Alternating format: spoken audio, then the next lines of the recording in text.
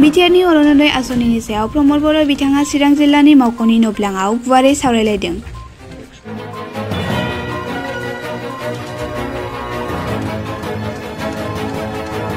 बिटिआरनि सिङाव थानाय अरुणोदय आसनिनि सायाव गुवारै सावरायनो थाखाय दिनै 1 जुनाव बाक्सा जिल्ला आरो क'क्राझार जिल्लाजों लोगोसे चिरां जिल्लायावबो दावबायना बिटिआरनि गाहाय मावफुं सोद्रोमा प्रमद बर' बिथाङा चिरां जिल्लानि बेंगिरि मावख'नि नब्लाङाव जिल्ला बेंगिरि मुस्रि नरेन्द्र कुमार साहाजों लोगोसे चिरां जिल्लानि सानै एमएलए, एमसिएलए आरो इउपिएपिएल दोलोनि माखासे सोद्रोमा आरो जिल्लानि मावख'गिरिफोरजों जथायै सावरायलायो। लोगोसे बिथां बर'आ फोरमायनाय बायदिब्ला जायफोर अरुणोदय स्किमखौ मोननांगौ बिसोरनि मुंफोरखौ थाबैनो हरना होगोन आरो जायफोर लाइमोनफोरा साख्रि बाख्रि मोनाखै बैफोर लाइमोनफोरनि थाखाय थांना थानांगौनि थाखाय अनसुंथाइ मोनगोन होननानै खौरांगिरिनि सिगाङाव मानगोनां बिटिआरनि गाहाय मावफुंगिरि प्रमद बर' बिथाङा बुंथिना होयो। आरो रिसयाम आसनिनि सायाव चिरां जिल्लायाव सावरायनाय जादों आरो जिखिनिया इलेक्शननि सिगाङाव जायफोर बेनिफिसारिया मोनाखैमोन बिथांमोना थाबैनो अरुणोदय आसनिनि गेजेरजों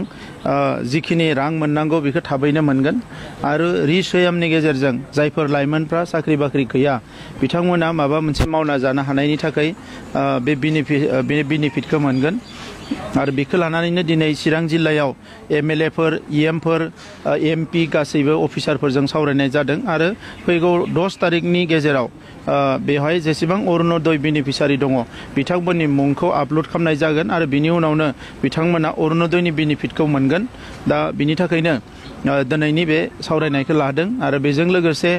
कर'नानि थासारिया लासै लासै मोजां जाबोदों नाथाय आं रायजोफोरखौ खावलायो जों बयबो सांग्रां जानानै थानांगौ अब्लासो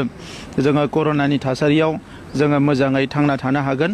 आरो दिनै चिरां जिल्लाल' नङा गासैबो मोनब्रै जिल्लायाव जोङो जिखिनि आसा कर्मि दङ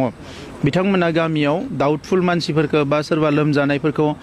जाहाथे स्केन खालामनो हायो बिनि थाखाय अक्सिमिटार आरो थार्मा स्केनार होनाय जादों आरो बिनि अनगायैबो गोबां जोंहा जौगालु हाबाफारिफोर दङ बेफोरखौ लानानै दिनै रिभिउ खालामनाय जादों जाहाथे दैबानानि जेंनायानो जा बायदिसिना जेंनायानो जा बे मोजाङैनो मोजां जोङो बारग'लांनो हायो बिनि थाखाय माखासे सावरायनाय जादों।